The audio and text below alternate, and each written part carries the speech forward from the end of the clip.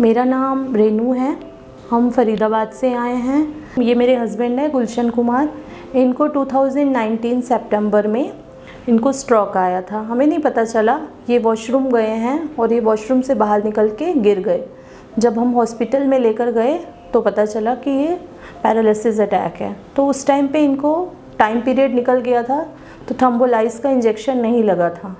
तो 1 डे वहाँ स्टे करने के बाद फिर हमने गुड़गांव रेफ़र करा मेदांता में। वहाँ जाके इनका मैकेनिकल हुआ और ये 15 डेज़ वहाँ आईसीयू में एडमिट रहे।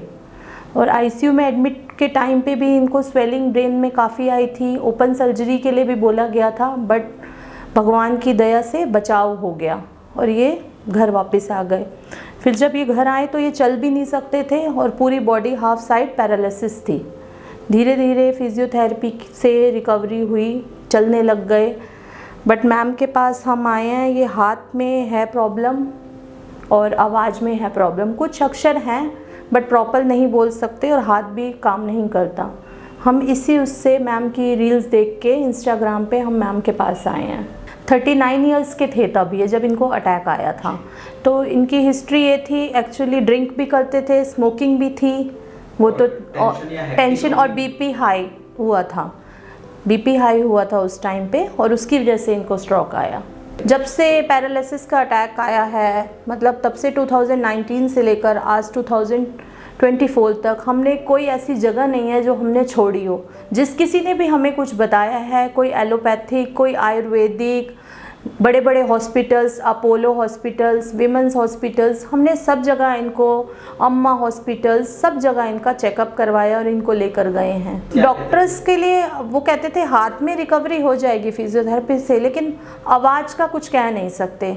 मतलब जब वो ये बोलते थे कि आवाज़ कह नहीं सकते, लेकिन कोई कहता है जैसे फर्स्ट 6 मंथ्स में रिकवरी होती है, लेकिन मैंने इनके केस में ये देखा है जो इनकी रिकवरी हुई है ना, वो 1 ईयर के बाद ही हुई है।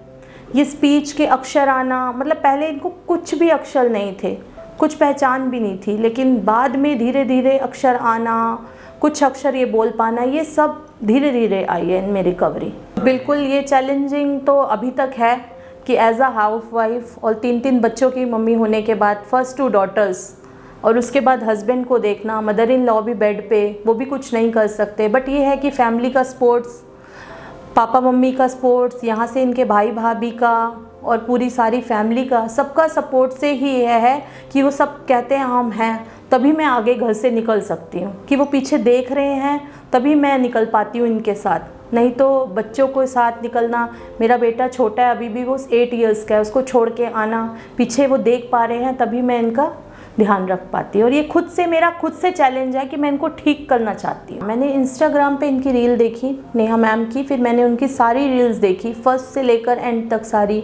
फिर मैंने वीडियो कॉल पे उनसे बात करी, मुझे अच्छा लगा पॉजिटिविटी है, तब फिर मैंने आने का प्लान बनाया। नहीं तो एक फरीदाबाद से इंदौर आना कोई आसान, और अपने डिसीजन पे मैं लेकर आई हूँ, अपने रिस्क पे। एज अ रिस्क भी है घर में कि कुछ प्रॉब्लम ना हो जाए, लेकिन एक विश्वास से कि हाँ पॉजिटिव रिज़ल्ट मिलेगा, मुझे पूरा विश्वास है। और यहाँ पे आके मैंने नेहा मैम का बिहेवियर देखा, स्टाफ का देखा, ये भी बहुत अच्छा लगा। बहुत सपोर्ट करते हैं, ऐसे नहीं है कि बस इन्होंने देखा और छोड़ दिया पेशेंट को, ये पूरी अपनी जी जान लगाते हैं पेशेंट के साथ, पूरी मेहनत करते हैं। मुझे तो पूरी उम्मीद है कि इनके ट्रीटमेंट से इनके हाथ में और आवाज़ में ज़रूर फ़र्क आएगा। ये बोलेंगे, मुझे पूरा विश्वास है। जैसे अभी कुछ अक्षर बोलते हैं ये प्रॉपर बोलेंगे, मुझे पूरा विश्वास है।